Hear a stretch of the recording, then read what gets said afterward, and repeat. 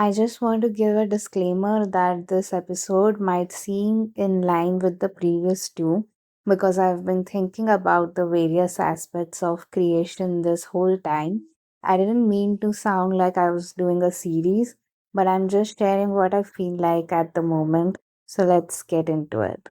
What do I mean by creating content for yourself first? It's basically being as free flowing in your thoughts as possible. Don't think of how revolutionary it should be, how research oriented it should be, or how valuable it should be. Not because you don't care about your content, but because that causes hindrance to your method of creation.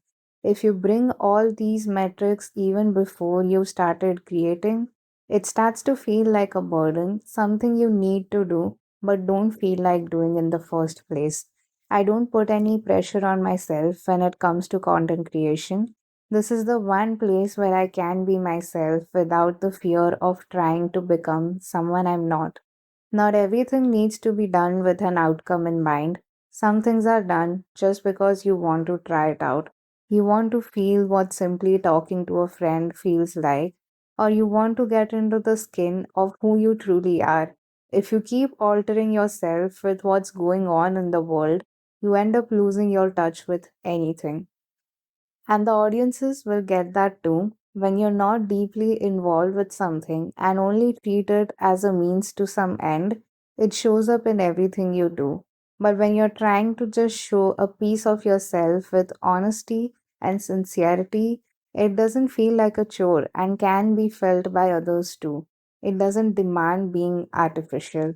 We want to be as natural as possible with what we do, and the best way to do that is to remove your conditioning from the whole equation. And I know it's difficult to fight those thoughts because that's the only reality you've ever known. You haven't created your opinions or lived with your truth.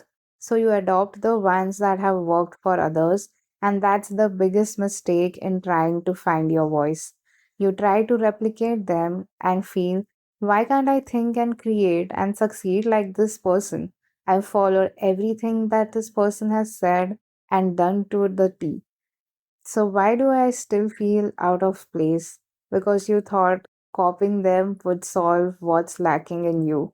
I want to make one thing very clear. Even while you're listening to me, I don't know what will work out for you and wouldn't. I can only provide you with a seed, maybe a seed that can help you start your journey to brilliance, but I can't do the work for you or predict what it looks like for you because your journey and experience are going to be vastly different than mine. My goal is to wake you up from your slumber, not to guarantee that I've got it all sorted out for you. That will depend on your effort and zid to live a better life. For example, I can suggest you meditate, but my experience of meditation will be different from yours, and that nuance belongs to you. I suggest you try things out and find your own path through that process. I don't expect you to become like me, but I hope you become who you were born to be. I can act as a catalyst, but the chemical reaction exists because of you. I can't replace your position in the reaction, so don't try to become like others. Listen to what they have to say. Let them be the catalysts of your journey and follow what feels true to you in your heart. And if no one thinks like you, that's amazing. You finally found what's unique about you. Own it and spread it to others. I'd like to end this one with a Carl Jung quote that says, the soul is oriented towards obsession. It wants to be possessed by something greater, consummated in a quest, absorbed into a vortex of devotion, and eaten by the feeling of passion. The soul wants to fall in love hard.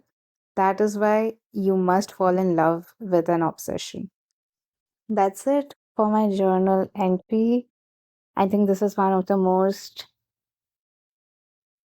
meaningful ones for me, the one that means a lot to me. And if my younger self would have come across something like this, she would have felt a lot more better about her ideas and the way she likes to live. And yeah, just in general, something a lot more comforting and inspiring, especially the quote at the end. So, yeah, I hope it has the same effect on you. And if you've made it this far, thank you so much for listening. I'll see you in the next one.